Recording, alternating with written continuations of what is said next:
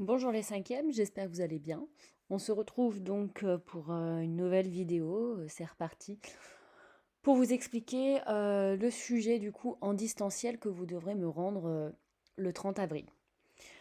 Donc il va faire suite au travail qu'on a fait en classe avec les mots alors que vous deviez transformer en fonction d'une émotion.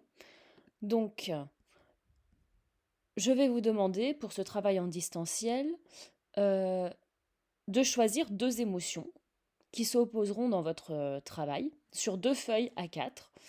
Vous allez choisir une émotion pour le mot non et choisir une autre émotion pour le mot si ou oui. Et cette fois, vous allez devoir le traduire avec la bulle, avec la vignette, mais également avec un personnage. Et donc, vous allez travailler l'expressivité du visage de ce personnage. Au niveau des contraintes, donc, j'ai deux émotions. Je dois utiliser tout l'espace de la feuille A4, donc deux feuilles A4 entièrement utilisées. Et vous devrez adapter la forme du visage de votre personnage. Je conseille à ceux qui ont un peu de mal avec le dessin à faire uniquement le visage en gros plan.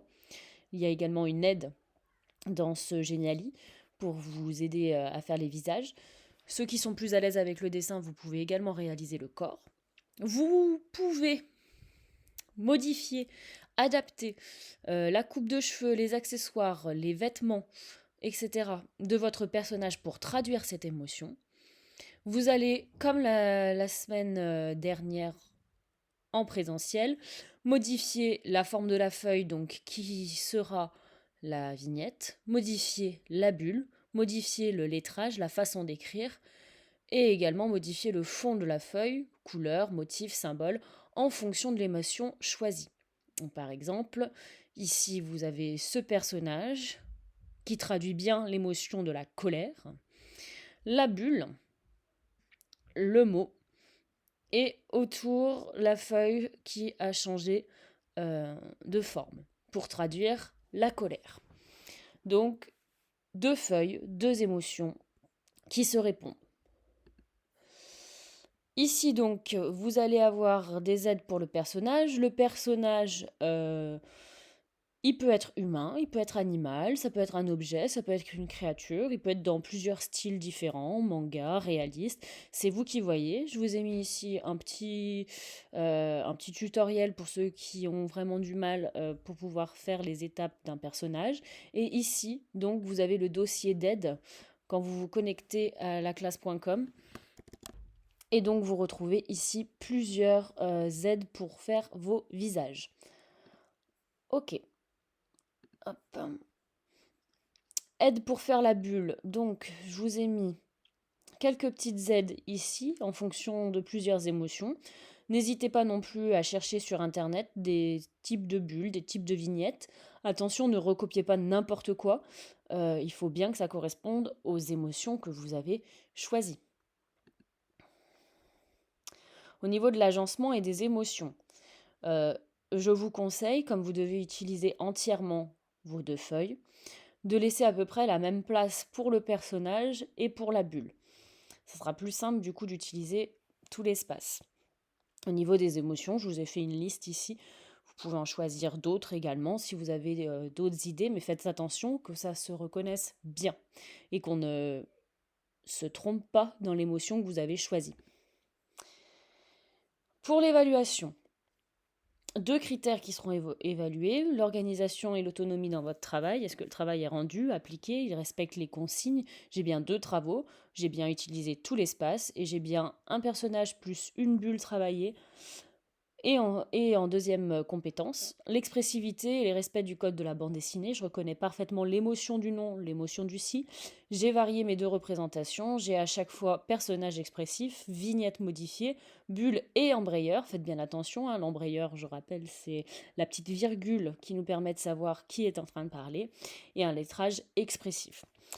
Tout dans votre travail doit représenter l'émotion que vous avez choisie pour le non, doit représenter l'émotion que vous avez choisie pour le oui. Au niveau du rendu, donc, pour le 30 avril, dernier délai, Avant de rendre quelques questions, est-ce que l'émotion du nom elle est reconnaissable par le personnage, par la bulle, par le vignette? Pareil pour l'émotion du si ou du oui. Est-ce que c'est reconnaissable par le personnage, la bulle, la vignette? Est-ce que j'ai utilisé tout l'espace de mes deux feuilles? Est-ce que j'ai bien deux bulles différentes? Si j'ai deux bulles pareilles, je ne traduis pas l'émotion. Est-ce que j'ai bien mes embrayeurs? Est-ce que j'ai bien deux lettrages, deux façons d'écrire différentes? Si vous avez tout répondu oui, vous pouvez envoyer votre travail. Euh, pour envoyer votre travail, soit vous me scannez votre travail et vous m'envoyez 2 photos et dans ces cas-là, vous me créez un dossier sur laclasse.com, soit vous mettez les 2 feuilles l'une au-dessus de l'autre et vous essayez de prendre en photo les 2 travaux en même temps, bien cadrés. Je n'ai rien dans le champ à part votre travail. Faites ça sur une surface plane. Si vous n'y arrivez vraiment pas, vous prenez 2 photos et vous mettez dans un même dossier. Sur laclasse.com, donc vous allez cliquer sur rendre un devoir, puis cinquième, art plastique. Et une fois dans le dossier, vous l'avez d'habitude, vous cliquez sur le petit plus, téléverser. Je vous conseille de modifier le titre de votre travail en m'indiquant les émotions choisies. Exemple non.colère-si.joie. Si vous n'avez qu'un seul fichier à envoyer, si vous avez 2 fichiers à envoyer, vous me renommez ça en fonction de l'image et de l'émotion. Voilà. Je vous souhaite bon courage. N'hésitez pas à m'écrire via Pronote si vous avez le moindre souci, la moindre question. Voilà. Bon courage à vous.